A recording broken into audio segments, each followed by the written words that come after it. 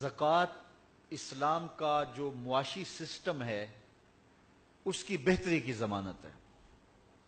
سارے لوگ امیر ہو جائیں، سارے غریب ہو جائیں، یہ اللہ کی حکمت نہیں ہے۔ کچھ غریب کچھ امیر، تاکہ نظم زندگی چلتا رہے۔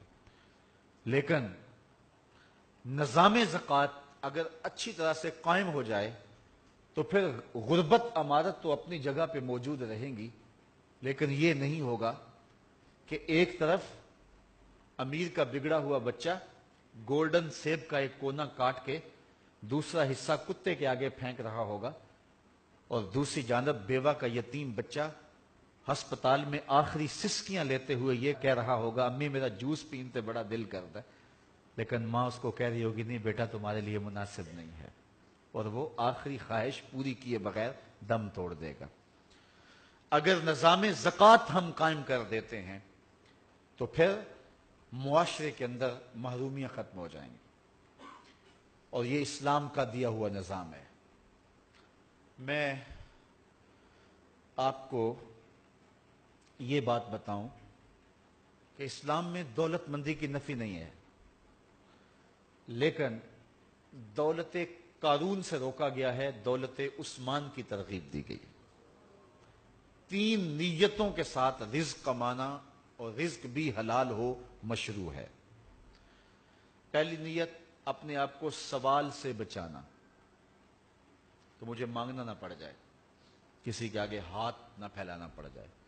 دوسری نیت، اپنے بچوں کی کفالت کرنے کی نیت۔ تیسری نیت، معاشرے کے اپاہج، کمزور یا جن کا کوئی کمانے والا نہیں، ان کی مدد کرنے کی نیت۔ ان 3 نیتوں سے حلال کمایا تو شریعت میں محمود ہے، اور سچا تاجر کل قیامت کے دن نبیوں کے ساتھ اٹھایا جائے گا۔ یہ بہت بڑی بات ہے، لیکن نیتیں یہ 3 ہوں اور رزق بھی حلال ہو۔ اگر نیتیں یہی ہیں لیکن رزق حلال نہیں ہے، ڈاکہ اس لیے کیا کہ غریب بچیوں کی شادی کر دوں، تو نیت اچھی ہے لیکن عمل اچھا نہیں ہے۔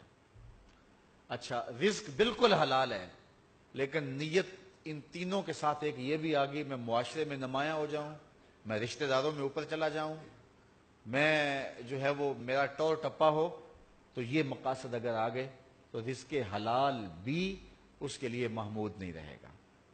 بدقسمتی ہے کہ ہر سال سیلاب آتا ہے تو لاکھوں لوگوں کے گھر بہہ جاتے ہیں۔ 67 سال سے سیلاب کی گزرگاہیں وہی ہیں، اس کے باوجود ابھی تک سیلاب تباہیاں مچاتا ہے۔ یہاں گزرگاہیں گہری کی جا سکتی تھی، سب سے زیادہ جرمنی میں بارشیں ہوتی ہیں تو وہاں 50-50 فٹ گہرے جو ہیں وہ دریا ہیں، اور جتنا پانی ہو وہ کھینچ کے سمندر میں لے جاتے ہیں۔ تو یہاں دریا زمین کے برابر کیوں ہیں؟ ان کو بھی گہرا ہونا چاہیے تھا، اور کروڑوں روپے کے فنڈز موجود ہیں، لیکن اسمبلیوں میں بیٹھے ہوئے منہ کے اندر سونے کا چمچ لے کے پیدا ہونے والوں کو کیا پتا کہ غریب کا جب گھروندہ گرتا ہے تو اس پہ کیا بیتتی ہے۔ وہ ماں جس نے پائی پائی جوڑ کے، کمیٹیاں ڈال ڈال کے، لوگوں کے گھروں کے برتن مانج مانج کے بیٹی کا جہیز بنایا ہوتا ہے، جب پانی کا ریلا بیٹی کا جہیز بہا کے لے جاتا ہے تو اس ماں کے دل پہ کیا گزرتی۔ میرے رونگٹے کھڑے ہو جاتے، مجھے ایک بات یاد آتی ہے۔ ایک شخص کی جوان بیٹی فوت ہو گئی، اور میں ان کے گھر فاتحہ کے لیے گیا،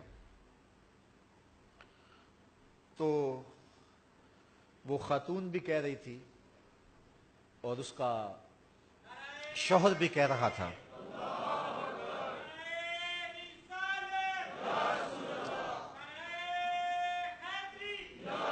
جوان بیٹی کے فوت ہونے کا دکھ اس کا اظہار ہو رہا تھا، اور ساتھ انہوں نے جو بات کی اس سے آپ معاشرے کا اندازہ لگا سکتے ہیں کہ ماں کہہ رہی تھی بیٹی چلی گئی، میری بڑی لاڈلی بیٹی تھی، بہت کچھ اس نے کہا، اور پھر آخر میں کہا چلو اللہ بہتر ہی کرتا ہے، اس کا جو جہیز بنایا تھا چلو چھوٹی کے کام آ جائے گا۔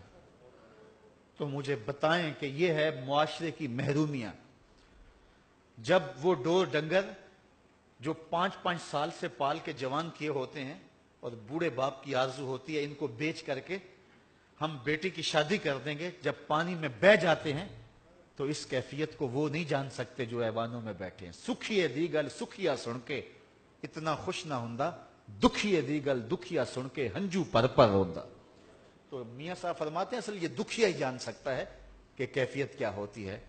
کاش کہ ہمارے آیان اقتدار کو یہ توفیق نصیب ہو کہ پشتوں کے لیے جو اربوں روپے پڑے ہیں اس سے جو ہے وہ بند باندھے جائیں، اور جو ہے وہ پانی کی آبی گزرگاہیں جو ہیں ان کو گہرا کیا جائے، اور ہر سال یہ ظلم اور یہ زیادتی نہ ہو۔ آفتیں تو آتی ہیں، تمام ممالک میں آتی ہیں، لیکن اس طرح کے نقصان نہیں ہوتے۔ یہ ہماری ناحکمتی کا نتیجہ ہے۔ پھر اشک شوئی کے لیے ہم جو ہیں وہ انہیں کچھ کر رہے ہوتے ہیں، اور وہ بھی وعدوں تک جو ہے وہ حاصل ہوتا ہے، اس کے آگے کچھ نہیں ہوتا۔